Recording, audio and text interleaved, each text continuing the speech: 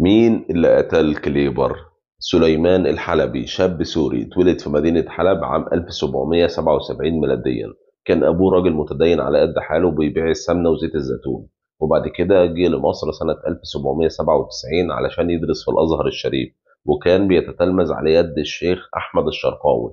الشيخ أحمد الشرقاوي ده يا جماعة حكايته حكاية بقى، لأن الشيخ الشرقاوي ده كان قائد انتفاضة القاهرة الأولى أو ثورة القاهرة الأولى على الفرنسيين. وبعد 3 سنوات من دراسته في الأزهر قرر إنه يرجع لقريته في مدينة حلب علشان يشتغل هناك كاتب، لكن مفيش كام شهر يعدي ويرجع يسافر تاني لفلسطين. وهو هناك اتقابل مع 2 من ضباط المخابرات العثمانية اللي اتفقوا معاه إنه يغتال القائد العسكري كليبر، أو عرضوا عليه وهو وافق على الفور إنه يغتال القائد العسكري كليبر قائد الفرنسيين في مصر. وبالفعل اشترى خنجر من سوق غزة وسافر في قافلة تجارية إلى مصر. استغرقت الرحلة دي مدة 6 أيام، وصل فيهم للقاهرة وعاش في الأزهر الشريف علشان يبدأ يخطط لعملية الاغتيال. وفضل سليمان الحلبي بالفعل لمدة 31 يوم بيتعقب فيهم كليبر وبيراقب دار القيادة العامة الفرنسية بالأزبكية اللي هو كان في الأساس قصر محمد بيك الألفي، لحد ما قدر يعرف مواعيد تغيير الحراسة والأوقات اللي بيدخل فيها كليبر القصر والأوقات اللي بيخرج منها. وقبل غياب شمس السبت 14 يونيو 1800 قدر سليمان الحلبي انه يقتحم القصر بتاع كليبر. وكان وقتها كليبر بيتمشى في الحديقة كده مع كبير المهندسين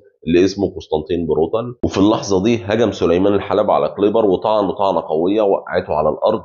وهنا كبير المهندسين اللي معاه حاول ان هو ينقذ القائد بتاعه ويدافع عنه، ولكن سليمان الحلبي ضربه هو كمان طعنه كده وقعته على الارض، ولكنه ما ماتش منها. ورجع تاني لكليبر وضربه 3 طعنات كانوا كافيين ان هم ينهوا حياته، وخلص المسلمين كلهم من شره والحمد لله.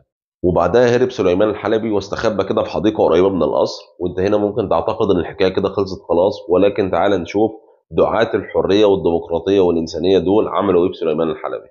اول حاجه حرقوا ذراعه الايمن كله لحد ما عظم ايده ظهر منها. وبعد كده جابوا 3 من الفلسطينيين كانوا من ابناء مدينه غزه الاشراف. ال3 دول حرقوهم كده وهم احياء قدام سليمان الحلبي، لان ال3 دول ثبت ان هم تعاونوا مع ايه، مع سليمان الحلبي في مقتل كليبر. سليمان الحلبي نفسه بقى اعدموه على الخازوق، ودي آلة حادة كده او أداة حادة بتدخل من مؤخراته كده علشان تمزق احشائه لحد ما تطلع من زوره، بحيث انه يفضل يتعذب عده ساعات او اطول فتره ممكنه. وبعد كده سابوه مصلوب لعده ايام علشان تاكل الطير من راسه.